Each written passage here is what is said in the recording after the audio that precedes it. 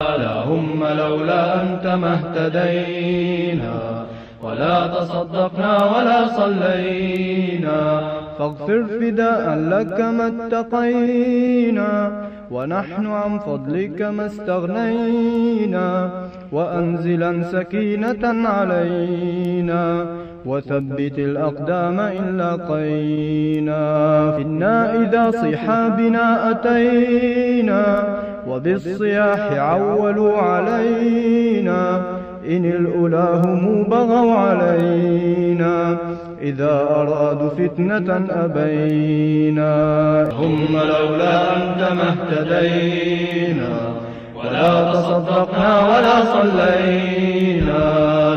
ونعوذ بالله من شرور أنفسنا ومن سيئات أعمالنا، من يهده الله فلا مضل له ومن يضلل فلا هادي له، وأشهد أن لا إله إلا الله وحده لا شريك له، وأشهد أن محمدا عبده ورسوله. أما بعد، فإن خير الحديث كتاب الله، وخير الهدي هدي محمد صلى الله عليه وسلم، وشر الأمور محدثاتها، وكل محدثة بدعة، وكل بدعة ضلالة، وفي رواية وكل ضلالة في النار. فأعوذ بالله من الشيطان الرجيم. بسم الله الرحمن الرحيم. يا أيها الذين آمنوا اجتنبوا كثيرا من الظن إن بعض الظن إثم، ولا تجسسوا ولا يغتب بعضكم بعضا، أيحب أحدكم أن يأكل لحم أخيه ميتا فكرهتموه، واتقوا الله إن الله تواب رحيم. اللهم أرنا الحق حقا وارزقنا اتباعه، وأرنا الباطل باطلا وارزقنا اجتنابه. اللهم علمنا ما ينفعنا وانفعنا بما علمتنا وارزقنا علما. رب اشرح لي صدري ويسر لي أمري واحلل عقدة من لساني يفقه قولي. برادران اسلام، واجب الاحترام بزرگوں، دوستوں، عزیز ساتھیوں، لائق احترام ماؤں اور بہنوں، آج کی جو تاریخ میں آپ کے سامنے بیان کرنے والا ہوں، یہ خلافت راشدہ کا 35واں سال، خلافت راشدہ کا 25واں سال، ہجرت کا 35واں سال، اور یہ وہ سال ہے جس کے اندر بڑے رونٹے کھڑے کر دینے والے واقعات ہوئے۔ میری ہمت نہیں ہو رہی ہے کہ میں کیسے اس کو آنسو ضبط کرتے ہوئے آپ کے سامنے بیان کر سکوں گا۔ میں نے کبھی بھی تاریخ پڑھا ہے، یہ آج کا مسئلہ نہیں ہے، میری عمر 10-15 سال کی تھی، میں نے تب سے تاریخ پڑھا ہے اور کئیوں دفعہ پڑھا ہے، لیکن جب بھی میں اس مرحلے سے گزرتا ہوں تو آنکھیں نم ہو جاتی ہیں کہ آخر یہ ہوا کیوں؟ دل پکار اٹھتا ہے کہ نہ ہوتا تو بہتر ہوتا، لیکن پھر ایک طرف اللہ تبارک و تعالیٰ کی تقدیر کو دیکھتا ہوں اور اس کے فیصلے کو دیکھتا ہوں، اور اللہ تبارک و تعالیٰ کے حکم کے خلاف کوئی ایک پتا بھی نہیں ہل سکتا، اس تقدیر پر میرا ایمان ہے، تو دل پکار اٹھتا ہے کہ یہ ہونا ہی تھا، اس کے علاوہ چارہ کار نہیں ہے۔ یہ ان واقعات پر سے آج مجھے گزرنا ہے جو کہ کہنے کے لیے بھی میرے لحاظ سے بڑے سنگین ہیں، سننے کے حیثیت سے بھی بڑے حساس ہیں، اور واقعات کے اندر بھی کیا ہے، بڑی ہمارے واسطے نصیحتیں بھی ہیں۔ میں نے آپ کو چھوڑا تھا خلافت راشدہ کے 24ویں سال کے اس آخر میں، جبکہ حضرت عثمان غنی رضی اللہ عنہ کے اوپر مختلف صوبوں کے اندر اور مختلف لوگوں کے اندر سے وہ چیزیں اور وہ الزامات ان پر آئے کہ ایک جلیل القدر صحابی کے نام پر کبھی کوئی بھی ایمان والا سہ نہیں سکتا۔ قربان جائیے، حضرت عثمان بن عفان نے کیسے سمجھا اور کیسے سہا، یہ انہی کا جگر تھا، ورنہ تو کوئی عام انسان اس کے بس کی بات نہیں کہ وہ اس کو سنبھال سکے، کیونکہ اللہ کے رسول صلی اللہ علیہ وسلم سے انہوں نے عہد لیا تھا کہ ایسے فتنے کے ماحول میں تم صبر کرو گے، ہاتھ نہیں اٹھاؤ گے، اور حضرت عثمان نے بھی گارنٹی دی تھی۔ اس وجہ سے حضرت عثمان نے چاہا کہ میں خود قتل ہو جاؤں، لیکن اس معاملے میں کسی پر ہاتھ نہ اٹھاؤں گا، تو آخر کار اپنے آپ اپنی جان دے دی مسلمانوں کے اتفاق کے لیے، مسلمانوں کے اتحاد کے لیے۔ اپنی قربانی دے دی. کاش کہ اتنا بڑا قتل ہونے کے باوجود بھی ہماری یہ امت سدھر جاتی، تفریقوں میں نہ بٹتی، قتل عثمان کو سمجھ جاتی، پھر اس کے بعد متفق ہو جاتی. لیکن جو دروازہ پھٹا، ٹوٹا، آج تک نہ جڑا، نہ قیامت تک لگتا ہے کہ جڑ پائے گا سوائے حضرت مہدی کے آنے پر. عجیب ماحول ہے امت مسلمہ کی بربادی کا اس وقت سے جبکہ حضرت عثمان غنی قتل ہوئے. یہ وہی سال ہے 35واں سال جہاں حضرت عثمان قتل ہوئے، شہید ہوئے، اور انہیں کے اپنے گھر وہی قصر کے اندر، وہی محل کے اندر جہاں پر انہوں نے کیا ہے لاکھوں کروڑوں انعامات اور غلاموں کو اور صدقہ و خیرات میں حصہ لیا. لیکن یہ امت نے کیا کیا ان کے ساتھ؟ انہی کو قتل کیا. کبھی کبھی اس امت پہ بھی کبھی بڑا افسوس ہوتا ہے کہ ہیرے جواہرات کو انہوں نے جس بے رحمی سے روندا ہے تو معلوم ہوتا ہے کہ واقعتاً یہ امت اسی کی مستحق تھی کہ اللہ انہیں ذلیل کرتے. انہوں نے اپنے لوگوں کے ساتھ اچھا سلوک نہیں کیا، اپنے امیروں کو کیا ہے مداح نہیں ہوئے، اپنے امیروں کے ساتھ حسن سلوک سے پیش نہیں آئے. ہمیشہ جس نے امت کے لیے اچھا چاہا اس کو آخر میں الزام دے کے اتارا یا تو مارا. یہ امت کی تاریخ میں ہمیشہ ہمیں ملتا ہے. محمد بن قاسم یہاں آئے، اتنے اخلاق والے، اتنے بہترین تھے کہ یہاں کے لوگ انہیں مجسمہ بنا کے پوجنے لگے تھے. لیکن اسی وقت خلیفہ وقت کا، اس وقت کا بنو امیہ کا انہیں بلا کے جیل میں ڈال کے مار دیا. طارق ابن زیاد نے اندلس کو فتح کیا جہاں کے اندر 800 سال حکومت رہی، لیکن وقت کے خلیفہ نے طارق ابن زیاد اور موسیٰ بن نصیر کو بھکاری بنا کے چھوڑ دیا. آپ پڑھیں گے تاریخ کے واقعات تو آنسو نکل آئیں گے. اس امت نے اپنے جی جان سے لیڈروں کو جنہوں نے اپنی زندگی وقف کی ان کے ساتھ اچھا سلوک نہیں کیا، لیکن لٹوروں کو، چوروں کو، قصابوں کو، درندوں کو انہوں نے بہت زیادہ چھوٹ دی. اچھے لوگوں کو اچھا نام نہ دیا، اچھے لوگوں کو اچھا سلوک نہ کیا. یہ ہماری داستان ہے. آپ پڑھ دیکھیے کبھی بھی کہ ہمارے اچھے اچھے لوگ ہمارے ہی لوگوں سے مارے گئے، ہمارے ہی لوگوں نے بدنام کیا، اور ہمارے ہی لوگوں نے ان کا کیا ہے سب سے احترام اٹھایا.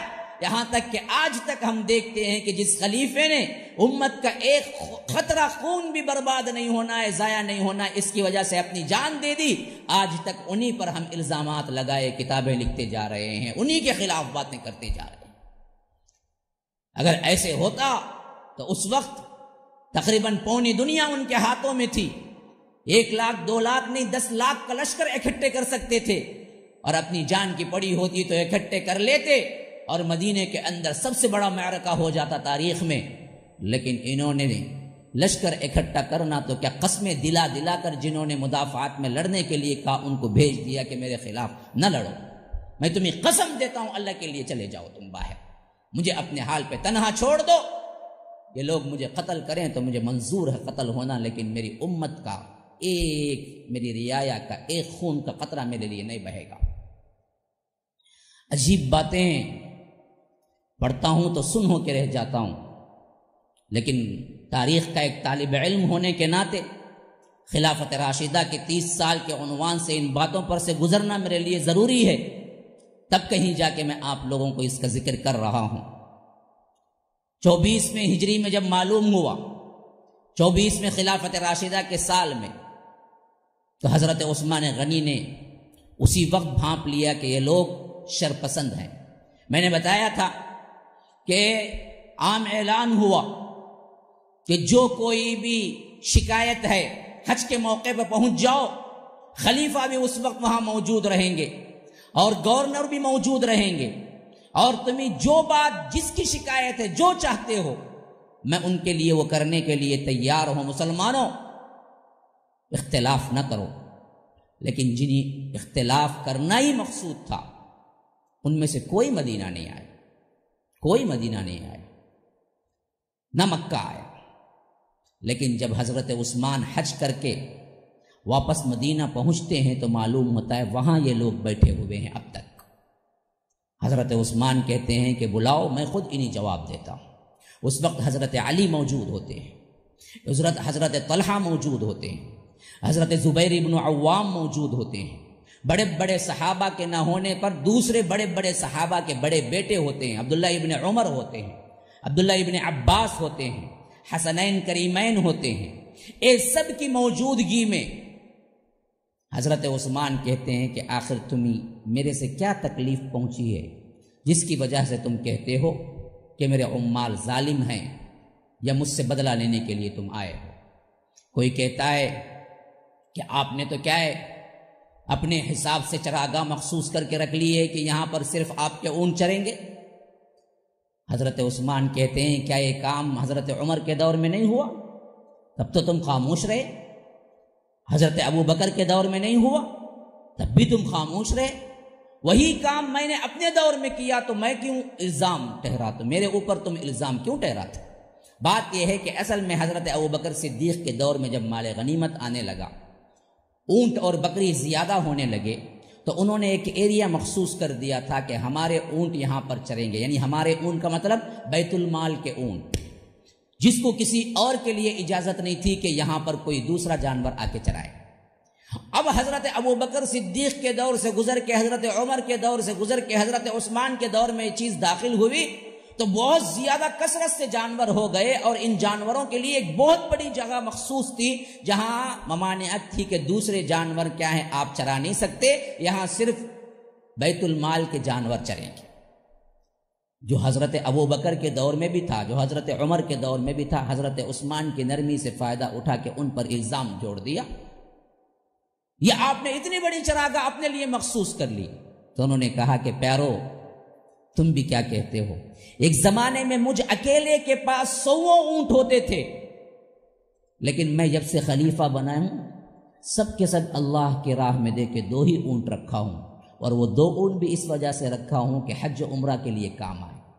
میرا کوئی اونٹ نہیں ہے جو چرنے کے لیے میں نے مخصوص چراگاہ بنائی ہے، بلکہ یہ اللہ رب العالمین کے تحت فی سبیل اللہ جو مال آتا ہے بیت المال کے اونٹ کے لیے میں نے رکھا ہے، اور اس اونٹ کو میں تمہارے ہی اوپر خرچ کرنے والا ہوں، یہ میرا کوئی ذاتی نہیں ہے۔ یہ کام حضرت ابو بکر نے بھی کیا اپنی خلافت میں، حضرت عمر نے بھی کیا، اور میں بھی کیا، تو اس میں کہاں سے مجھے کیا ہے الزام درنے کے لیے تمہیں بات آ گئی؟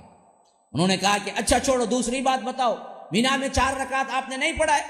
کہا کہ ہاں 4 رکعت پڑھائی، اور اسی وقت میں نے بتایا تھا کہ اس وجہ سے پڑھائی کہ وہاں میرا گھر تھا، جہاں جس کا گھر ہوتا ہے وہاں وہ قصر کیسے کر سکتا ہے، مسافر کہاں سے بن سکتا ہے، اسی وجہ سے میں نے 4 رکعت پڑھائی۔ انہوں نے کہا کہ اچھا چھوڑو، یہ بات چھوڑو، کیا آپ نے اپنے علاقوں میں آپ کے رشتہ داروں کو گورنر بنا کے نہیں بھیج دیا؟ کہا کہ کون سے رشتہ دار، کہاں کے رشتہ دار؟ جو زمانے میں حضرت ابو بکر صدیق کے بعد عمر کے دور خلافت میں جو گورنر بنے وہ گورنر اب تک موجود ہیں۔ میں نے کہاں بنایا، میں تو صرف برقرار رکھا۔ معاویہ کو لو، معاویہ شام میں حضرت ابو بکر نہیں حضرت عمر کے دور سے کیا ہے برابر گورنر چلے آتے ہیں، میں نے بھی انہیں گورنر رکھا۔ اس میں خطا کی کیا بات ہو گئی؟ جو کام حضرت ابو بکر وہ عمر نے کیا بعد میں آگے چل کے، میں اس کو باقی رکھا۔ بس انہوں نے کام کیا تو کوئی غلطی نہیں، میں کام کیا تو غلطی، صرف میری نرمی کی وجہ سے تم میرے پر الزام دھرتے ہو۔ اس طرح کے بہت سے سوالات قرآنی آیات کو توڑ مڑوڑ کے پیش کر کے بتایا کہ تم نے فلاں کیا، فلاں کیا، فلاں کیا۔ حضرت عثمان غنی نے ایک ایک بات کو تفسیر کے ساتھ بتایا کہ یہ آیت اس وقت اتری، اس کا مطلب یہ نہیں جو مجھ پر الزام دھرتے ہو۔ یہاں تک کہ جب بھی مسئلہ سالو ہوتا نظر آیا تو جو کچھ پہ اندر کے کیا ہے اصل سازشی تھے، یعنی مطلب کیا تھا، پورا گروپ سازشی نہیں تھا، سازش کرنے والے عبداللہ ابن سبا کے چند تھے، اور چند ہی لوگ چاہتے تھے کہ کیا ہو جائیں، یہ خلافت ٹوٹ جائے۔ انوسنٹ پیپل جو تھی وہ ان کے نرغے میں آ گئی تھی، دھوکے میں آ گئی تھی، وہ سمجھتے تھے کہ واقعتاً ایسا ہوا ہے۔ جب حضرت عثمان خود نکل کے آ کے کہا کہ یہ سوال ہے تمہارا تو یہ جواب ہے میرے پاس، تو جو معصوم پبلک ان کے دام میں آ گئی تھی، ان پبلک کے ذہن میں بات سمجھ آ گئی کہ بالکل صحیح کہہ رہے ہیں خلیفہ۔ وہ واپس جانے کے لیے مڑے، اور ان کا مسئلہ حل ہوتا نظر نہیں آیا، جن کی نیتیں ہی یہ تھی کہ کسی نہ کسی طرح کیا وبال کھڑا ہو جائے اور فتنہ فساد ہو جائے۔ تو اب انہوں نے ناکام ہوتے دیکھا تو ایک شرط عائد کر دی، اچھا ہم پلٹتے ہیں لیکن ایک شرط ہے۔ حضرت عثمان ابن عفان نے کہا کہ جو شرط ہے پیش کرو، اگر واقعتاً کتاب اللہ اور سنت رسول اللہ کے اندر آتی ہو تو میں تمہاری پورا کروں گا۔ انہوں نے کہا کہ دو طرفہ دو گورنروں سے بہت شکایت ہے، ان کو ہٹاؤ، دو نام ہم دیتے ہیں ان کو رکھو۔ کہا کہ کہاں؟ کہا کہ کوفہ۔ سعید ابن العاص سے نکالو، ابو موسیٰ اشعری کو بھیجو۔ کہا کہ اچھی بات ہے، مان لیتے ہیں۔ کہا کہ اسی طرح مصر میں تمہارے امیر ہیں عبداللہ ابن سعد ابن ابی سرح، ان کو نکالو، اور ہم جو چاہتے ہیں محمد بن ابی بکر ان کو رکھو۔ اب یہ دیکھیے، یہ عجیب بات لگتی، آج تک مجھے بھی سمجھ نہیں آئی، میں صرف روایت کے حد تک آپ سے ذکر کروں گا۔ صدیق اکبر کے بیٹے عثمان مخالف جو گروہ تھا اس کے سرغراہ تھے، اس کے سرغنہ تھے۔ پتہ نہیں یہ کیسے ہوگا، کیوں؟ اصل میں معلوم ایسے ہوتا ہے کہ صدیق اکبر کے آخری زمانے میں یہ پیدا ہوئے محمد بن ابی بکر، تو انہوں نے وہ زمانہ نہیں دیکھا جو حضرت عثمان کا، حضرت علی کا، حضرت ابو بکر کا اور حضرت عمر کا زمانہ جو اللہ کے رسول کے ساتھ تھا، وہ نہیں دیکھا۔ یہ بعد میں پیدا ہونے والے تھے خلافت کے آخری دوران میں، اور ان کو بھی ان بدبختوں نے منوا لیا تھا گویا، جس کی وجہ سے یہ ان شریروں کے ہاتھ چڑھ گئے۔ حالانکہ صدیق اکبر کے بیٹے تھے محمد، جو کہ آخری میں پیدا ہوئے، تو انہوں نے کہا کہ محمد بن ابی بکر کو بناؤ۔ حضرت عثمان نے کہا یہ دونوں باتیں منظور، میں اپنے امیر کو بلا لیتا ہوں عبداللہ ابن سعد ابن ابی سرح کو مصر سے، تم جو چاہتے ہو محمد بن ابی بکر کو بنا لیتا ہوں، اور ادھر یہاں سے سعید ابن العاص کو بلا لیتا ہوں، ابو موسیٰ اشعری کو بھیج دیتا ہوں۔ یہ تو یہاں بات ہو رہی تھی، لیکن اس سے پہلے ہی کوفہ کے اندر اور مصر کے اندر ان کے جو پارٹی کے لوگ باقی تھے، وہ لوگ پہلے ہی جھتہ بنا چکے تھے۔ قیس ان کا ایک لیڈر تھا، انہوں نے جھتہ بنا لیا کہ اگر سعید ابن العاص واپس آئیں گے تو ہم حملہ کر کے انہیں باہر بھگائیں گے مدینہ۔ اب وہاں کی طرف سے جو لوگ حل و عقد والے تھے، عمر والے تھے، تجربے کار تھے، نیک لوگ تھے، انہوں نے بڑا سمجھایا کہ تھوڑی دیر تو انتظار کرو، ابھی تمہاری بات ختم بھی نہیں ہوئی، مدینہ بات نہیں پہنچی، تمہارے مدینے میں جانے والے لوگ ریٹرن نہیں آئے، پھر بھی تم جلدی مچاتے ہو، ہتھیار اٹھا لیتے ہو۔ ارے بھائی صبر تو کرو کہ پتہ کرو۔ نہیں، ہمیں معلوم ہے عثمان کبھی سعید ابن العاص کو ہٹائیں گے نہیں، ہمیں حملہ ہی کرنا پڑے گا۔ یہاں تک کہ سعید ابن العاص اس بات کو بتانے کے لیے کہ اب میں نہیں ہوں، ابو موسیٰ اشعری تمہارے کہنے کے مطابق آ رہے ہیں، یہ بتانے کے لیے جب نکلے تو راستے میں کیا ہے، جرعہ ایک نام ہے کوفے کے قریب، جرعہ میں انہیں پکڑ لیا، کہا کہ آپ کو اندر نہیں جانا، کہا کہ اندر آنے کا نہیں، تمہارے جو کہنے کا بات ہے، تمہارا جو کہنے کا مطلب ہے اسی کو اعلان کر کے جانے کے لیے آیا ہوں، دوسرا نہیں تم کوفہ اندر نہیں جا سکتے۔ تو ان کا غلام جو تھا ساتھ میں، اس نے کہا کہ امیر ان کی باتیں نہ سنو، آپ کو پورا حق ہے اندر کوفہ جانے کا، بس یہ کہنا تھا کہ وہ پورا جو بھی باغی گروہ تھا اس غلام پہ پھٹ پڑا اور انہیں مار مار کے وہیں شہید کر دیا۔ حضرت سعید ابن العاص نے کہا کہ تم فتنہ پرور ہو، آخر تمہارا نشانہ فتنہ ہے، تم خاموشی سے شکایات درج کرانے نہیں آئے ہو، لگتا ہے کہ تمہیں فتنہ کرنا مقصود ہے، اب میں تمہارے خلاف ہاتھ نہیں اٹھاؤں گا، جس طرح میرے امیر کی ہدایت ہے کہ ہاتھ نہ اٹھاؤ۔ وہ خاموشی سے واپسی کے ساتھ نکل گئے، اپنے غلام کو وہیں دفنا کیا۔ کیسے کیسے صبر کیا، لیکن آج پھر کہتے ہیں کہ حضرت عثمان نے زیادتیاں کی۔ آپ کو تاریخ کے بالکل صحیح واقعات ذکر کر رہا ہوں، خواہ کسی بھی مکتب فکر کا انسان ہو، ذرا غور تو کرے کہ کس حیثیت سے یہاں یہ لوگ چل رہے ہیں، اور باغیوں نے کس حیثیت سے اپنے دندناتے ہنگامے کیے، لیکن پھر بھی آج تاریخ پڑھ کے ہم کہتے ہیں کہ عثمان غلطی کی، نعوذ باللہ ثم نعوذ باللہ۔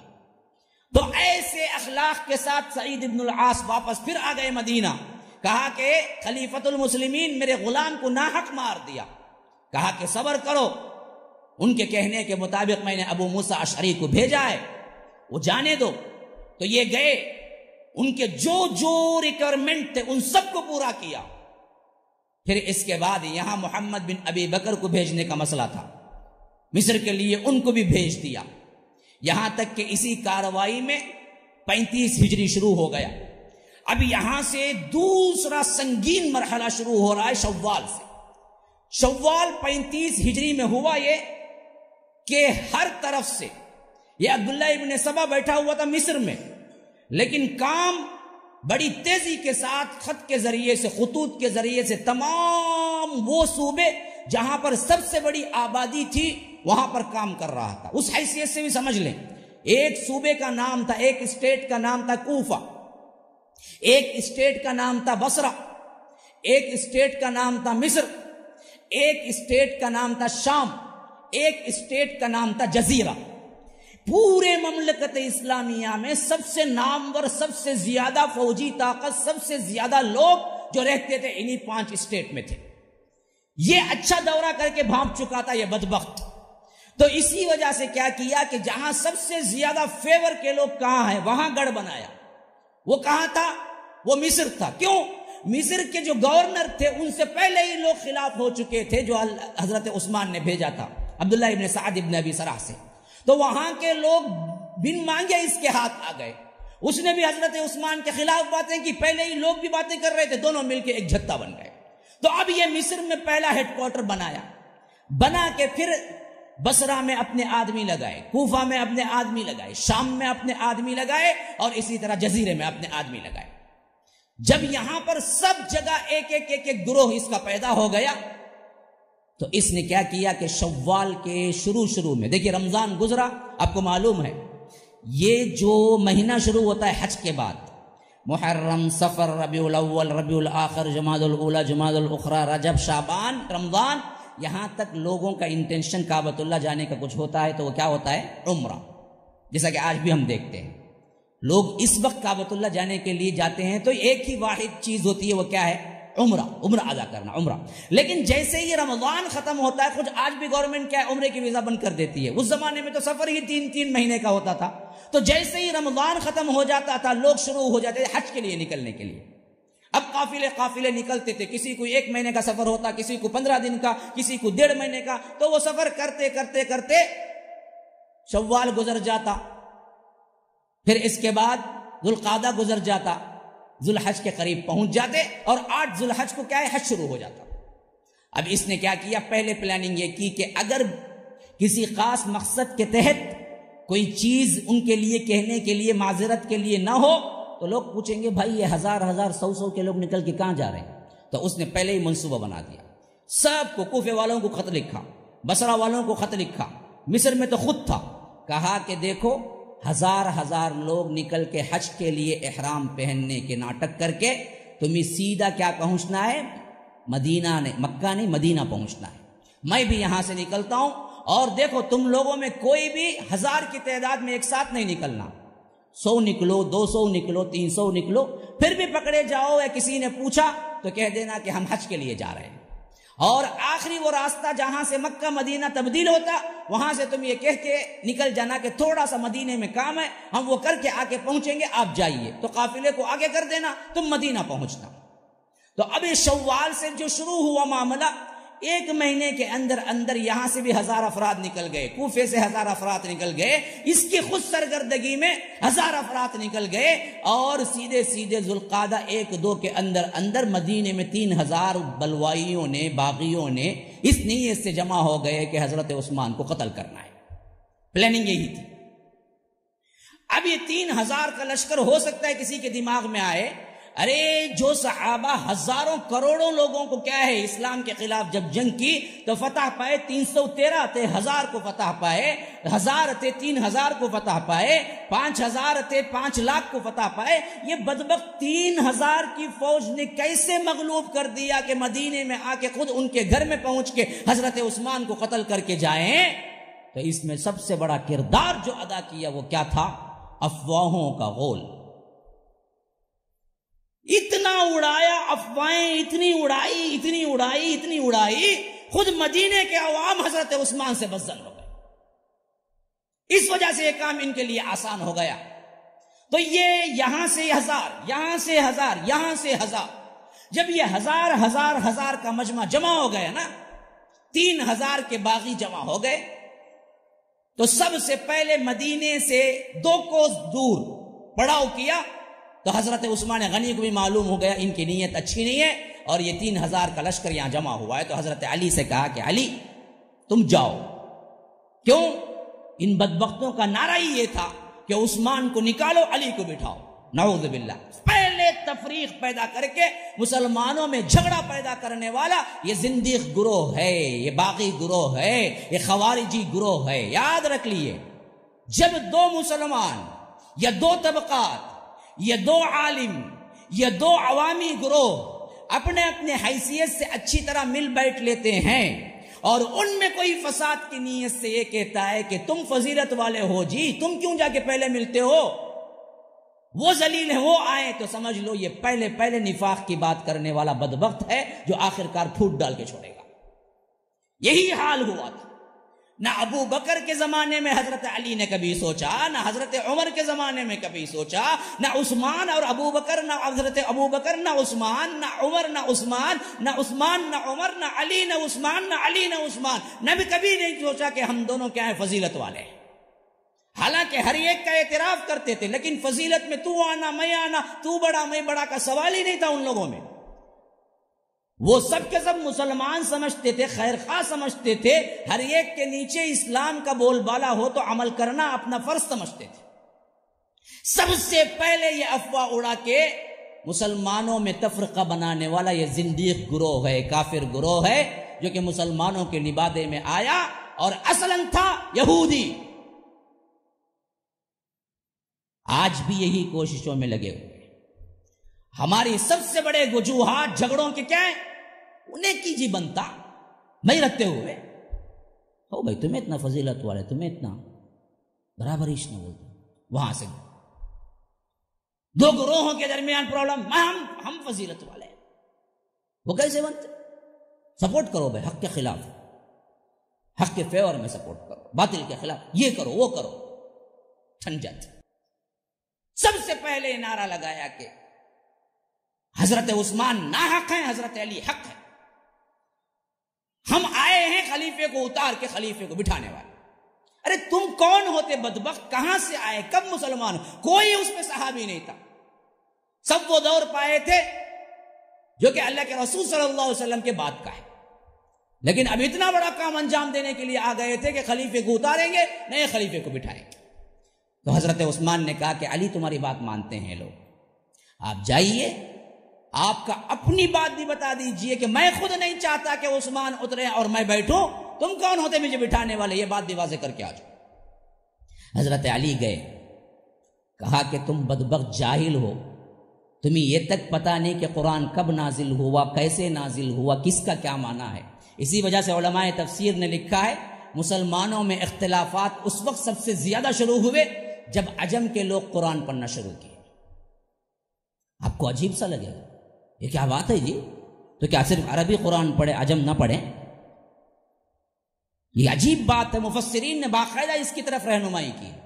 عثمان کے دور میں فساد بڑھنے کا سب سے اہم فتنے کا سبب اگر ہم دیکھیں گے تو وہ یہ ہے کہ عرب کے علاوہ عجم بھی قرآن پڑھنا شروع کر لیے. تو آپ تعجب سے پوچھیں گے پھر کیا کرتے، قرآن نہ پڑھتے؟ یہ نہیں مسئلہ.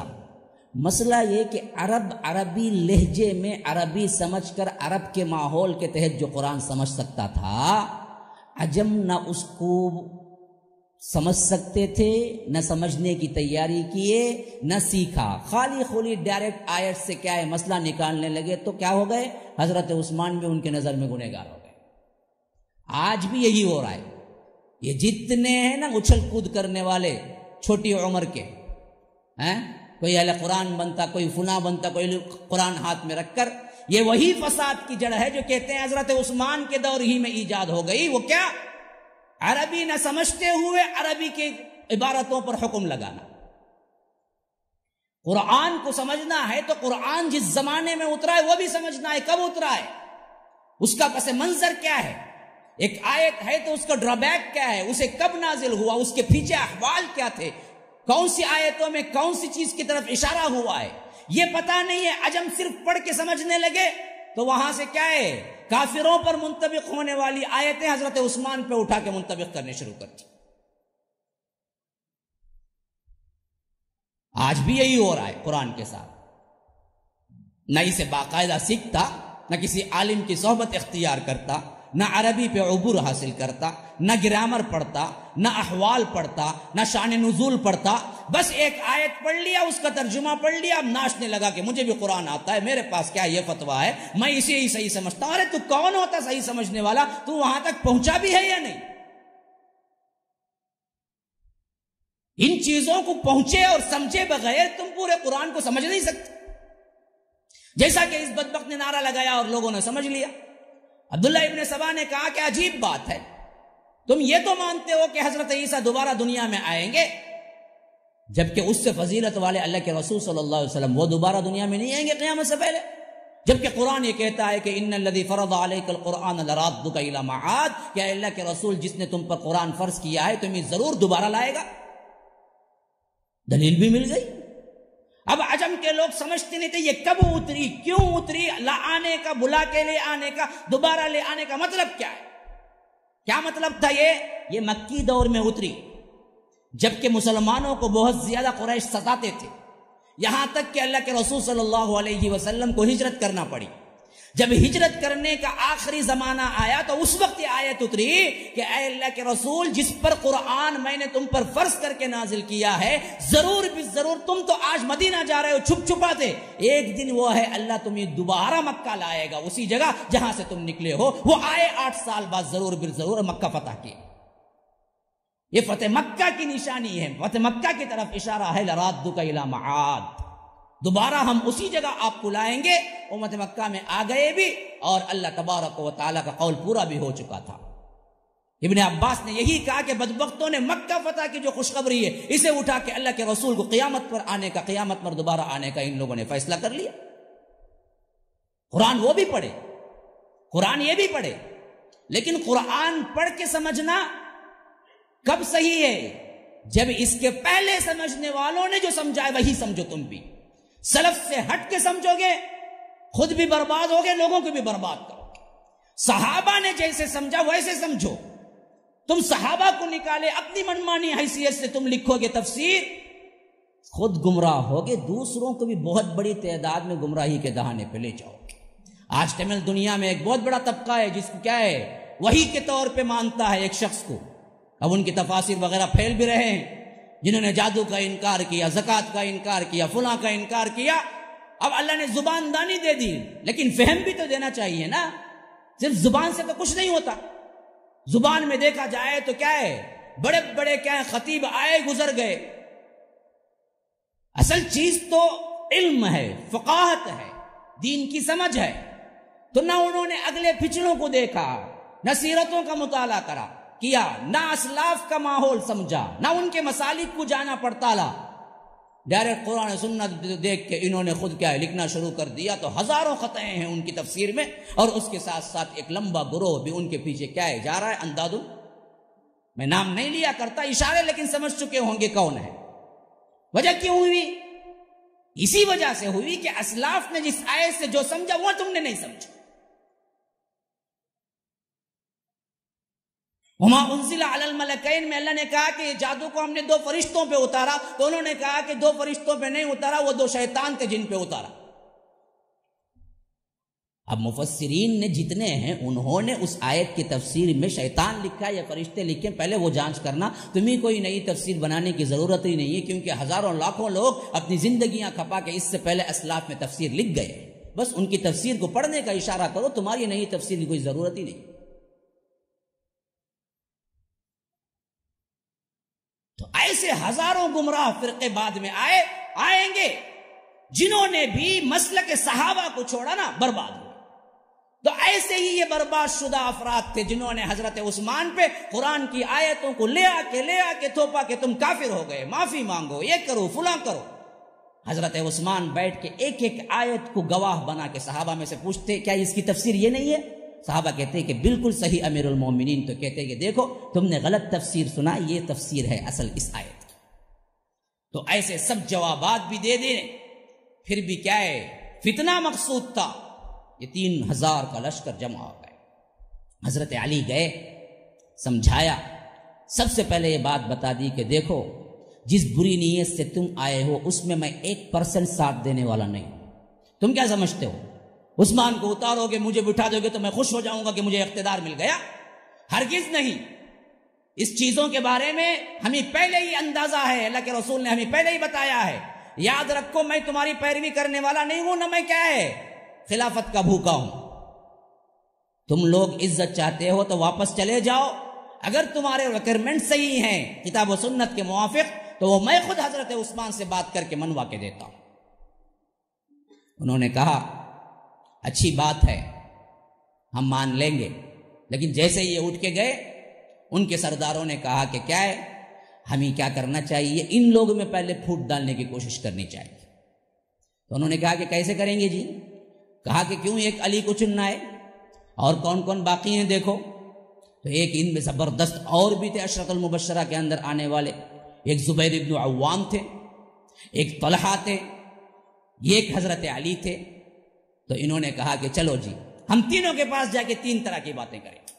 کوئی ایک گروہ آیا، کہا کہ زبیر تم ہوتے ہوئے عثمان کیسے خلیفہ، تم حواری رسول ہو، تم فلاں ہو، تم فلاں ہو، آؤ تم ہمارے ساتھ، ابھی ہم عثمان کو اتاریں گے اور آپ کو بٹھائیں گے۔ انہوں نے کہا اللہ کی پناہ بدبختو، کیسی باتیں کر رہے ہو، تمہارے تو زبان سے تمہارے سے منہ سے کیا ہے غداری کی بو آتی ہے، اور یاد رکھو میں کبھی تمہیں سپورٹ کرنے والا نہیں ہوں۔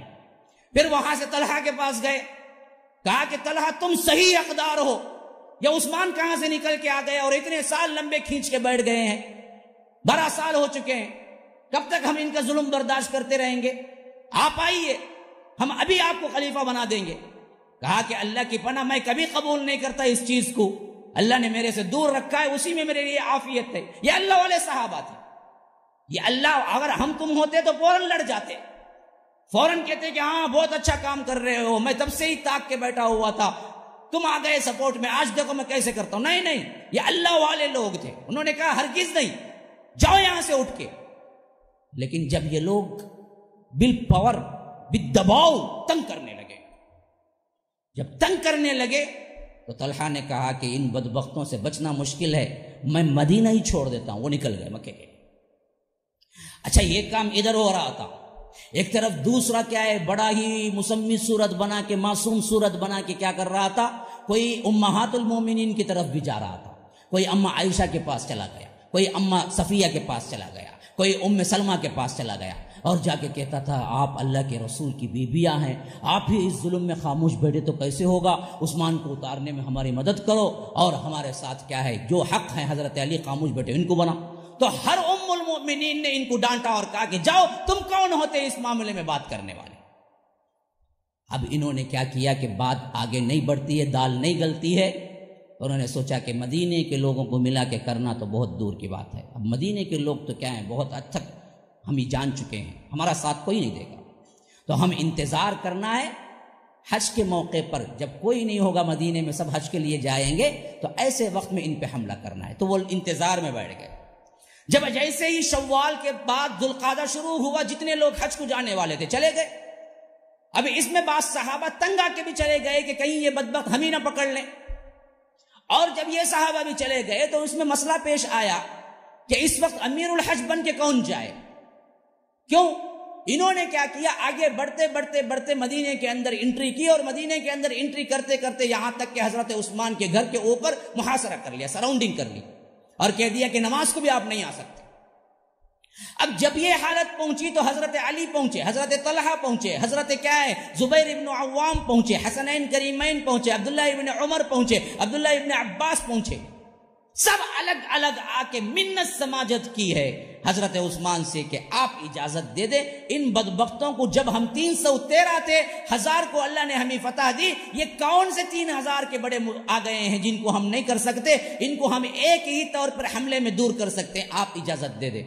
لیکن حضرت عثمان جو بھی آتا اجازت مانگنے کے لیے ان کا ہاتھ پکڑ لیتے، کہتے کہ قسم کھاؤ، میری قسم کھاؤ، میرے ساتھ قسم کھاؤ، معاہدہ کرو کہ تم ہاتھ نہیں اٹھاؤ گے، تلوار نہیں اٹھاؤ گے۔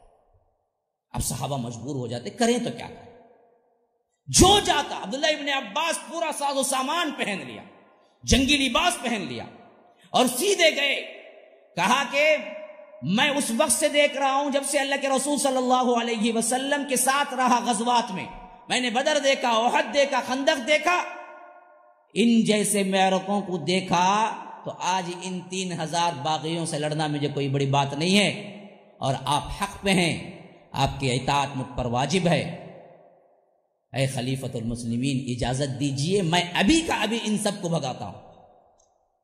لیکن وہاں دوسرا ہی مطلب تھا، جو پہلے کچھ اجازت مل سکتی تھی وہ بھی گئی۔ حضرت عثمان نے عبداللہ ابن عمر کا ہاتھ پکڑ لیا، کہا کہ قسم کھاؤ کہ تم میرے خلاف میرے لیے کبھی تلوار نہیں اٹھاؤ۔ اب وہ منت سماجت کر رہے تھے، نہیں امیر المومنین یہ بالکل سراسر ناحق ہے کہ آپ ایسے قسم کھانے پہ مجھے مجبور نہ کریں، لیکن حضرت عثمان نے آخر کار قسم کھلوا کے چھوڑا۔ اب مجبوراً وہ میان میں تلوار رکھے واپس آ گئے۔ عبداللہ ابن عباس گئے، کہا کہ آپ کیسے خاموش بیٹھے، آپ کے خلاف یہ لوگ گندے گندے باتیں کر رہے ہیں، حتیٰ کہ آپ کو نماز سے روک دیا ہے، اور مذہبی نماز ان باغیوں کا ایک گروہ پڑھا رہا تھا۔ حضرت عثمان کے پاس آئے دوسرے صحابہ، کہا کہ عثمان خلیفۃ المسلمین آپ نہیں آ رہے ہیں، آپ بہت نرمی سے کام لے رہے ہیں، یہ بات تو صحیح، لیکن کیا ہم ان بدبخت باغیوں کے پیچھے نماز پڑھ سکتے ہیں ہم مذہبی میں؟ کہا کہ یہ جب تک لا الہ الا اللہ کہتے رہے نماز بھی ان کے پیچھے پڑھ لو، اختلاف نہ کرو۔ قربان جائیے، کیسے صحابی تھے، کیسے خلیفہ تھے، امت کو کیسے متحد رکھنا چاہتے تھے۔ آج ہم کیا ہو چکے ہیں؟ دیکھیں، باغی خلیفۃ المسلمین کے خون کو حلال سمجھنے والا بدبخت منافق مسجد نبوی کے مصلی پہ کھڑا ہوتا ہے، بڑے بڑے صحابہ آ کے سوال پوچھتے ہیں کیا کریں؟ کہا کہ اختلاف نہ کرو، نماز پڑھ لو اس کے پیچھے۔ میں اختلاف کو ناپسند کرتا ہوں۔ حضرت مغیرہ بن شعبہ آئے، بہت بڑے بہادر صحابی، جنگجوؤں میں ان کا نام ایران اور عراق کے معرکوں میں بہت بڑا بلند رہا۔ وہ بولے کہ ہم نے کون سی جنگ نہیں دیکھی ہے اس میں خلیفۃ المسلمین جو ان سے دب جائے، آپ حکم دیں، میں آپ کی خلافت کا ایک ادنا غلام ہوں، آپ حکم دیں ابھی فوجیں اتارتا ہوں۔ کہا کہ مجھ سے وعدہ کرو کہ تم میرے خلاف میرے فیور کے لیے کبھی کوئی یہ قطرہ خون بھی نہیں بہاؤ گے۔ ہاتھ پکڑ لیا تو انہیں آنسو رونا آ گیا۔ انہوں نے کہا خلیفۃ المسلمین ایسے مجھے مجبور کر دیں گے تو میں کیا کر سکتا ہوں؟ کہا کہ کھاؤ قسم۔ جب قسم کھا کے مان لیا تو تب انہوں نے کہا کہ اچھا اگر یہ بات نہیں مانتے ہو تو اللہ کے لیے میں آپ کے محل کے پچھلے دروازے کو ایک ایسا راستہ بناتا ہوں جو سیدھا مکہ جاتا ہے، یہاں سے ایسے ہی چھپ چھپاتے آپ مکہ نکل جائیں، یہ بدبخت لوگ مکے تک آپ کا پیچھا نہیں کریں گے، آپ کی جان محفوظ ہو جائے گی۔ کہا کہ اگر وہاں بھی آ گئے تو قتال کریں ان کے ساتھ، یہ کافر ہیں۔ کہا کہ میں بلد الامین میں سب سے پہلا قتال کرنے والے کے نام پانا نہیں چاہتا، میں ہرگز نہیں چاہوں گا۔ انہوں نے کہا کہ اچھی بات ہے، معاویہ آپ کے گورنر شام میں ہیں، بڑی زبردست فوج ہے ان کے پاس، تقریباً 12 سال سے شام میں گورنر ہیں، آپ وہاں چلے جائیں، وہاں آپ کے اوپر کوئی ہاتھ اٹھانے کی جرأت نہیں کرے گا۔ انہوں نے کہا نہیں، اللہ کے رسول کے شہر میں ہجرت کر کے آنے کے بعد میں کہیں نہیں جاؤں گا حتیٰ کہ مجھے موت آ جائے۔ یہ میں کیسے ہو سکتا ہے کہ میں مدینے سے دور ہو جاؤں؟ میں مر جاؤں گا، مدینے سے دور نہیں ہوں۔ انہوں نے کہا کہ امیر المومنین آپ پر اللہ ہی رحم کرے، کوئی بات ماننے کے لیے آپ تیار نہیں۔ کہا کہ کوئی بات میں نہیں، تم ایک بات میری مان لو، میرے فیور میں کبھی تم کسی مسلمان کا ایک قطرہ خون بھی نہیں بہانا، یہ وعدہ کرو، چلے جاؤ، مجھے میرے حال پہ چھوڑ دو۔ وہ بھی آ گئے، عبداللہ ابن عمر گئے، عبداللہ ابن عباس گئے، مغیرہ بن شعبہ گئے، حضرت علی گئے، حسنین کریمین گئے، سب کے لیے انہوں نے ایک ہی بات کی اور وعدہ لے کے چھوڑ دیتے، میرے خلاف ہاتھ نہ اٹھا، میرے لیے کسی ایک مسلمان کا ایک قطرہ خون بھی کیا نہیں ہے، گرنا نہیں ہے۔ کیوں؟ مجھے معلوم ہے کہ یہ امت کے اندر خون ریزی ہوگی اور اس میں سب سے پہلا انسان میرا نام نہیں آنا ہے، میں محفوظ رکھتا ہوں، میں مرے تک کوئی جنگ نہیں ہونی چاہیے مسلمان، کیونکہ ان کو معلوم تھا کہ جنگ ہوگی، مسلمان آپس میں لڑیں گے۔ تو حضرت عثمان کہا کرتے تھے کہ ہرگز میں نہیں چاہتا کہ وہ پہلا ابتدا کرنے والا میرا نام آئے، میں نہیں چاہتا، میں مرے تک کوئی نہیں لڑنا ہے، خواہ کچھ بھی ہو جائے۔ یہاں تک کہ حج کا زمانہ آ گیا، اب حج کا زمانہ میں امیر الحج بنانے کا مسئلہ آیا تو اس میں سب سے زیادہ جو شیلے نوجوان جو تھے نا وہ حضرت ابن عباس تھے، حضرت عباس کے بیٹے، اور تھے بھی قریشی۔ انہوں نے کہا کہ اے امیر المؤمنین خلیفۃ المسلمین، آپ کچھ بھی سمجھیے، ان لوگوں کے باغیانہ رویے میں دیکھ رہا ہوں جو آپ کو قتل کر کے ہی چھوڑیں گے، یہ میں دیکھ کے خاموش نہیں رہ سکتا، اگر یہ بات آئی تو میں جنگ کے لیے ہاتھ اٹھا دوں گا۔ جب دیکھا کہ یہ بات کیا ہے، بڑے جوشیلے ہیں، ہو سکتا ہے یہ ہاتھ اٹھا دیں گے، تو انہوں نے حضرت عثمان نے ایک دوسری پلاننگ کی۔ کیسے کیسے اللہ والے بندے ہیں، دیکھیے حضرت عثمان نے ابن عباس کو بلایا، کہا کہ مجھے مانتے ہو خلیفہ؟ ہاں مانتا ہوں۔ میرا حکم خلیفے کے حیثیت سے ماننا ضروری ہے، یہ بھی مانتے ہو؟ ہاں ہاں مانتا ہوں، آپ ہی کے اندر میں ہو، آپ جو کہیں وہ کرنا پڑے گا مجھے۔ تو پھر تو میں کہتا ہوں تم امیر الحج بن کے اس بار مکہ جاؤ۔ اب سمجھ میں آ گئے کیا پلاننگ کر رہے ہیں حضرت عثمان۔ حضرت عثمان یہ پلاننگ کر رہے تھے کہ جب مدینے میں نہیں رہیں گے ابن عباس تو ہاتھ اٹھانے کا کہاں رہا، کچھ ہو گیا تو ابن عباس ہی نہیں رہیں گے نا۔ اب حکم دے دیا کہ امیر الحج بن کے تم جانا ہے مکہ۔ اب حضرت ابن عباس نے سمجھ لیا کہ یہ دراصل ایک اور طریقے سے کیا ہے، رکانے کی کوشش کرے، لیکن مجبور تھے، خلیفے کا حکم ہے، کیا کریں؟ نے کہا کہ کیا اس وقت کسی اور کو نہیں بھیج سکتے آپ؟ نہیں، میرا حکم ہے، تم جاؤ۔ تو اس وقت وہ دعائیہ انداز میں کلمات میں ہاتھ اٹھا لیے کہ اللہ بہتر جانتا ہے خلیفۃ المسلمین، مجھے اس بار حج کرنے سے زیادہ آپ کے گھر نگہبانی کرنا زیادہ پسند ہے، میں دربان بن کے کھڑا ہونا چاہتا ہوں تمہارے گھر میں، یہ زیادہ پسند ہے بنسبت کیا ہے آج اس سال حج کو جانے کی۔ لیکن حضرت عثمان نے کہا کہ نہیں، میرا حکم ہے، جاؤ۔ ابن عباس بھی چلے گئے۔ حضرت علی نے محسوس کیا ان باغیوں کا زور بڑھتا جا رہا ہے، کل کے دن کہیں یہ بدبخت مجھے قید ہی نہ کر دیں، اس بات پر پابند ہی نہ کر دیں کہ تم ہی خلیفہ بننا ہے، اس وجہ سے کیوں قتل نہیں کر سکتے تھے؟ حضرت عثمان نے وعدہ لے لیا تھا۔ تو انہوں نے کیا کیا، گھر چھوڑ کے مدینے سے کچھ دور جا کے روپوش ہو گئے، چھپ گئے۔ ایسے بڑے بڑے صحابہ جتنے بھی تھے انہوں نے سوچا کہ ان کا شر بڑھتا جا رہا ہے، اور ادھر حضرت عثمان ہمیں اجازت نہیں دیتے قتل کی، تو کریں گے کیا کریں گے؟ تو وہ چھپنے لگے، تو مدینہ بالکل ہی خالی ہوگا، ان کے رحم کرم کو ہو گئے۔ جب سب لوگ نکل گئے حج کو تو اپنے گھر کا جو محاصرہ تھا اس کو اور تنگ کر دیا، حتیٰ کہ ایک ہی نالی تھی، ایک ہی پائپ سمجھیے، اس سے پورے گھر کو، بازو کے جو گھر تھے وہاں کے باغ سے پانی آتا تھا، بدبختوں نے اسے بھی کاٹ دیا اور گھر میں پانی بند کر دیا۔ اب حضرت عثمان اپنے کنبے کے ساتھ، نائلہ ان کی بیوی ہیں، ان کے ساتھ، اور جو چھوٹے چھوٹے بچے تھے ان کے ساتھ اکیلے رہ رہے تھے، جس میں پانی کی تنگی شروع ہو گئی۔ جو بچا ہوا پانی تھا وہ 2-3 دن کے لیے استعمال ہوا، لیکن کتنے دن استعمال ہوا؟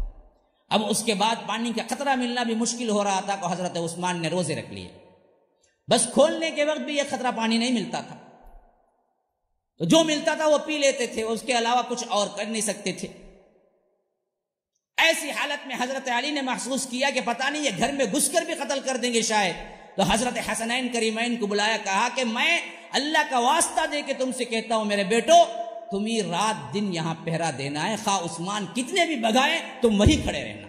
تو حضرت امام حسن اور امام حسین وہیں پر دروازے پہ کھڑے ہو کے، جو انٹرنس تھا مین انٹرنس، وہاں پر کھڑے ہو کے کیا ہے دربانی کرنے لگے۔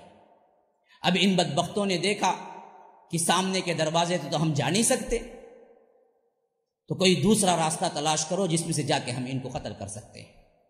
آخری میں جب معلوم ہو گیا کھلم کھلا کہ یہ دراصل ضرور قتل کر کے ہی چھوڑیں گے، تو حضرت عثمان نے سوچا حجت طاری کر دیں ان پر، اپنے گھر کے بالا خانے پر، جہاں جسے ہم بالکنی کہہ سکتے ہیں، تو وہاں پر چڑھے تو یہ نیچے بیٹھے ہوئے نظر آئے۔ کہا کہ لوگو، خلیفۃ المسلمین تم سے خطاب کرتا ہے، ذرا غور سے سنو۔ میں کہا کہ بولو، کیا بولنا ہے؟ کہا کہ بدبختو یاد رکھو، اسلام دین کے اندر صرف 3 ہی وجہ سے قتل ہو سکتا ہے، جائز قتل۔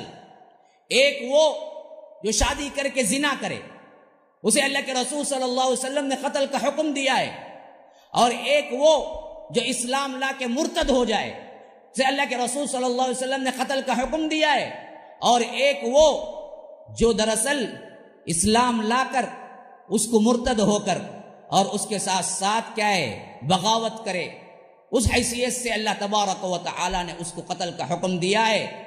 دیکھو پہلی چیز میں تم کو بتاتا ہوں کہ اللہ تبارک و تعالی کے فضل و کرم سے اسلام لانے کے بعد زنا تو درکنار، میں نے اپنے دائیں ہاتھ سے شرمگاہ کو تک نہیں چھوا۔ اور یہ یاد رکھو، نہ میں نے جاہلیت میں کبھی زنا کیا، نہ اسلام میں کبھی زنا کیا۔ اسلام قبول کرنے سے پہلے بھی میں نے کبھی زنا نہیں کیا۔ تو اس حیثیت سے مجھے قتل کرنے کا تمہارے پاس کوئی جواز نہیں ہے۔ اور دوسری چیز مرتد کا قتل ہے، لیکن میں نے کبھی ارتداد نہیں کیا۔ اگر تم سمجھتے ہو کہ میں کسی کام سے کافر ہو گیا ہوں تو اب بھی میں تمہارے سامنے لا الہ الا اللہ محمد الرسول اللہ پڑھ کے مسلمان ہو جاتا ہوں۔ میرے خلاف تمہارے پاس کوئی جواز نہیں ہے کہ مجھے قتل کرو، یا نہیں تو تیسرا قتل یہ ہو سکتا ہے کہ میں نے کسی آدمی کو قتل کر دیا ہو تو قصاص میں مجھے قتل کرنا جائز ہے۔ تو یاد رکھو، بتاؤ میں اسلام لانے کے بعد کسی کو اگر ناحق قتل کیا ہو تو پوائنٹ آؤٹ کرو، میں قصاص میں قتل ہونے کے لیے تیار ہوں۔ ان بدبختوں کا کوئی جواب نہیں تھا، خاموش، لیکن دھمکیاں برابر دے رہے تھے۔ حضرت عثمان جب اندر آئے، بی بی نے پوچھا کیا ہوا نائلان؟ کہا کہ یہ لوگ میرے قتل کے بغیر چھٹنے والے نہیں ہیں، یہ مجھے قتل کر کے ہی دم لیں گے۔ پھر اس کے بعد جمعہ کا دن تھا، 18 ذی الحجہ تھا، ذی الحج کے 18 تاریخ جمعہ کا دن، رات حضرت عثمان پیاسے سوئے ہیں، تقریباً 10-15 دن کے پیاسے ہیں، پانی نہیں آ رہا تھا، پانی بند کیا ہوا تھا، کھانے کا فاقہ ہے، روزے سے ہیں، اور ایسی حالت میں بھی رات بھر نماز پڑھتے تھے اور دن بھر تلاوت کرتے تھے۔ جبکہ جمعرات کے رات سوئے تو صبح اٹھے تو خوش لگے، تہجد پڑھی، نماز فجر پڑھی، پھر اس کے بعد اپنی بیوی سے کہا نائلہ سے میں آج قتل ہو جاؤں گا، کیونکہ آج اللہ کے رسول خواب میں آئے تھے اور ساتھ میں ابو بکر بھی تھے، عمر بھی تھے۔ انہوں نے کہا کہ عثمان صبر کرنا اور افطار ہمارے ساتھ کر لینا، میں افطار سے پہلے قتل ہو جاؤں۔ اور اس کے بعد کہا کہ دیکھو میرے پاس جمع شدہ پونجی کوئی نہیں ہے سوائے لا الہ الا اللہ محمد الرسول اللہ کے، تم بھی اسی پر ثابت قدم رہنا، اور اس کے علاوہ کوئی چیز نہیں ہے جو میں لے کے جا سکتا ہوں اللہ کے دربار میں، یہی کلمہ توحید ہے جس پر مجھے بھروسہ ہے کہ اللہ تعالیٰ مجھے معاف کر دے گا۔ پھر اس کے بعد قرآن کی تلاوت میں ایسے بیٹھ گئے گویا کہ کچھ ہوا ہی نہیں، جو نارمل انداز میں ایک انسان قرات کر سکتا ہے، تلاوت کر سکتا ہے، ویسے تلاوت کرنے بیٹھ گئے۔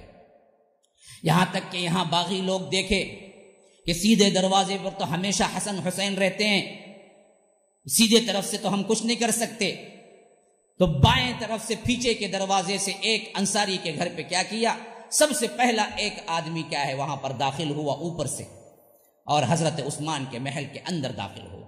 بعض روایتوں میں ہے کہ یہ سب سے پہلے داخل ہونے والے محمد بن ابی بکر ہیں، جو حضرت ابو بکر کے بیٹے تھے، لیکن اللہ نے ان کو قتل سے محفوظ رکھا کہ یہ سب سے پہلے آئے، دوڑے بھاگے اور حضرت عثمان کی داڑھی پکڑ لی، پکڑ کے کہا کہ اے بڈھے آج تیرا آخری دن ہے۔ تو حضرت عثمان کے زبان سے بے ساختہ نکل گیا، کاش کہ تمہارے ابو ہوتے تو کبھی تم یہ کام نہ کرتے۔ تو ان کو ایسی شرم آئی کہ انہوں نے داڑھی چھوڑ کے وہاں سے نکل گئے۔ اب اس کے بعد باغیوں کا ایک ریلا اندر پہنچا اور ہر طرف ڈھونڈنے لگا، یہاں تک کہ حضرت عثمان کو محسوس ہو گیا کہ یہ محل کے اندر آ چکے ہیں۔ اپنی بیوی نائلہ کو کہا کہ میں رکعت کے لیے ہاتھ باندھتا ہوں، یہ آئیں تو آئیں، لیکن مجھے خواہش ہے کہ اللہ تبارک و تعالیٰ کے حضور میں نمازی میں پہنچ جاؤں۔ بڑے ہی سکون کے ساتھ رکعت باندھ لی اور طٰہٰ شروع کر دیا۔ سورہ طٰہٰ آدھے پارے کی ہے، تقریباً آدھے پارے کی سورہ طٰہٰ ہے، اور پڑھنے کا انداز ایسے تھا کہ بالکل کوئی معاملہ ہی نہیں ہو رہا ہے، گھر کے اندر سکون اطمینان ہے۔ اس حیثیت سے رکعت باندھ لی اور طٰہٰ شروع کر دیے اور طٰہٰ پڑھتے رہے، یہاں تک کہ طٰہٰ اینڈنگ پہنچ گئے۔ 2 رکعت میں پوری طٰہٰ پڑھ ڈالی۔ یہ لوگ ابھی چھپ چھپاتے دیکھ رہے تھے کہ کوئی اندر تو نہیں ہے ہمیں قتل کرنے والا، مناسب موقع تلاش کر رہے تھے، یہاں تک کہ مکمل سورہ طٰہٰ پڑھ لیا۔ پھر اس کے بعد بیٹھ گئے، تلاوت کرنے لگے۔ قرآن کا وہ مصحف سامنے رکھا ہوا تھا جو کہا جاتا ہے کہ آج بھی استنبول کے کیا ہے میوزیم میں رکھا ہوا ہے، جہاں پر حضرت عثمان کے خون کے چھینٹے پڑے ہوئے ہیں۔ وہ قرآن مصحف کھولے ہوئے تھے اور پڑھ رہے تھے سورہ بقرہ، فَإِنْ آمَنُوا بِمِثْلِ مَا آمَنْتُمْ بِهِ فَقَدْ اهْتَدَوْا وَإِنْ تَوَلَّوْا فَإِنَّمَا هُمْ فِي شِقَاقٍ فَسَيَكْفِيكَهُمُ اللَّهُ وَهُوَ السَّمِيعُ الْعَلِيمُ۔ صبغۃ اللہ کے رنگ میں رنگ جاؤ، اللہ تبارک و تعالی کافی ہے دشمنوں کی طرف سے تمہارے واسطے۔ اس آیت پر پہنچے تو پہلا باغی ان کے اوپر کرس، جو لوہے کا ایک بہت بڑا کیا تھا، وال جس سے کہہ سکتے ہیں کہ زنجیر تھی، اس سے مارا، جس سے ان کے سر پہ سخت زخم آیا اور یہ نیچے گر گئے۔ اور ان کو بچانے کے لیے جو نائلہ ان کی بیوی آئی تو پھر دوسرا تلوار مارا، جس سے ان کی انگلیاں کٹ گئی، اور انگلیاں وہی تھی جو بعد میں آگے چل کر حضرت معاویہ تک پہنچی۔ پھر اس کے بعد کیا ہے، ان پر وار کیا، یہاں تک کہ حضرت عثمان بالکل مظلومانہ شہید ہو گئے۔ اس وقت ان کی زبان پہ تھا فَسَيَكْفِيكَهُمُ اللَّهُ، اللہ کافی ہے تم جو کچھ بھی کر رہے ہو اس کے مخالفت میں، میرا اللہ مجھے کافی ہے۔ اور خون کے چھینٹے اڑے برابر اس آیت پر جہاں صبغۃ اللہ لکھا ہوا تھا، اللہ کا رنگ، تو ان کا خون کا رنگ بھی اس میں شامل ہو گیا، یہاں تک کہ حضرت عثمان پیاسے شہید ہو گئے اپنے ہی گھر میں۔ ابھی باہر نکل کے آئے، دیوانہ وار چیخنے لگے، ہم نے عثمان کو قتل کر دیا۔ موقع ایسا تھا کہ ذوالحج کا 18 تاریخ، یاد رکھ لیجئے، ذوالحج ختم ہوتا ہی 13 کو ہے۔ اب مکے سے مدینے کا فاصلہ کتنے دن کا، اب کیسے بھی 18 کو کس طرح پہنچ سکتا تھا؟ بہت تیزی سے کوئی پہنچتا تو پہنچتا، ورنہ تو کوئی حج والا، کوئی حجاج میں سے کوئی 18 کے اندر نہیں پہنچ سکتا۔ تو پورا مدینہ خالی تھا، کوئی نہیں تھا، کوئی پوچھنے والا نہیں تھا، ان کے دنگے فساد تھے، بس انہی کا تھا۔ روایتوں میں آتا ہے کہ 3 دن تک بے گور کفن کے حضرت عثمان کی لاش ان کے محل میں پڑی رہی، دفنانے والا کوئی نہیں تھا، باغی سراؤنڈنگ کیے ہوئے تھے، چاہتے تھے کہ کوئی قریب نہ آئے۔ پھر جب حضرت حسنین کریمین نے دیکھا کہ ان لوگوں کے کیا ہے، ہنگامے بڑھتے ہی جا رہے ہیں، جان ہتھیلی پر لے کر اپنے کچھ ساتھیوں کو جمع کیا، پھر اس کے بعد گھر کے پچھلے دروازے سے کسی نہ کسی طرح گئے اور حضرت عثمان کو کفن دیا، یہاں تک کہ نہلانے کا بھی ٹائم نہیں تھا۔ ویسے بھی شہیدوں کو نہلایا بھی نہیں جاتا ہے، اور نہلانے کا بھی وقت نہیں تھا، بغیر نہلائے انہی کپڑوں کے اندر جس میں خون پہ لدے ہوئے تھے حضرت عثمان کے چھپ کر نماز جنازہ ادا کی، باغیوں کے ڈر سے۔ بس 15 افراد جو تھے وہاں پر انہوں نے نماز جنازہ ادا کی، پھر لے جا کے بقیع میں دفن کر دیا۔ اتنا سب کچھ ہو گیا، یہ پہلی چیز تھی جو کہ مسلمانوں کے اندر خون بہا۔ اب یہ جو خون بہا، ابھی اس کے بعد پھر مسلمانوں کا بھی کبھی رکنے والا نہیں تھا، یہ اللہ کے رسول کی پیشن گوئی پہلے سے تھی۔ تو جیسے ہی مسلمانوں کو معلوم ہوا کہ عثمان مظلومانہ قتل ہو گئے، وہ تو چیخ اٹھے، کیسے صبر کر لے سکتے ہیں ہم حضرت عثمان کے خون کا بدلہ لیے بغیر۔ اما عائشہ تو جوش میں نکل پڑی، باہر میں کیسے خاموش بیٹھ جاؤں، عثمان قتل کرتی ہے، ان بدبختوں کو پکڑو۔ اب پھر یہاں سے جو ہنگامے شروع ہوئے ہیں مسلمانوں، یہ اس سے سنگین ہنگامے ہیں جو آگے چل کے پیش آئے۔ آگے کیا ہوا انشاءاللہ یہ 4 دن کی اگلی مجلسوں میں یہ باتیں آئیں گی آپ کے سامنے۔ اللہ تبارک و تعالی جو نصیحتیں ہمیں اس سے مل رہی ہیں اس پر چلنے کی توفیق عطا فرمائے۔ ھذا وباللہ التوفیق وصلی اللہ وسلم علی نبینا محمد۔ اللهم لولا أنت ما اهتدينا ولا تصدقنا ولا صلينا، فاغفر فداء لك ما اتقينا، ونحن عن فضلك ما استغنينا، وأنزلا سكينة علينا، وثبت الأقدام إن لاقينا، إنا إذا صحابنا أتينا، وبالصياح عولوا علينا، إن الأولى هم بغوا علينا، إذا أرادوا فتنة أبينا. هم لولا أنت ما اهتدينا ولا تصدقنا ولا صلينا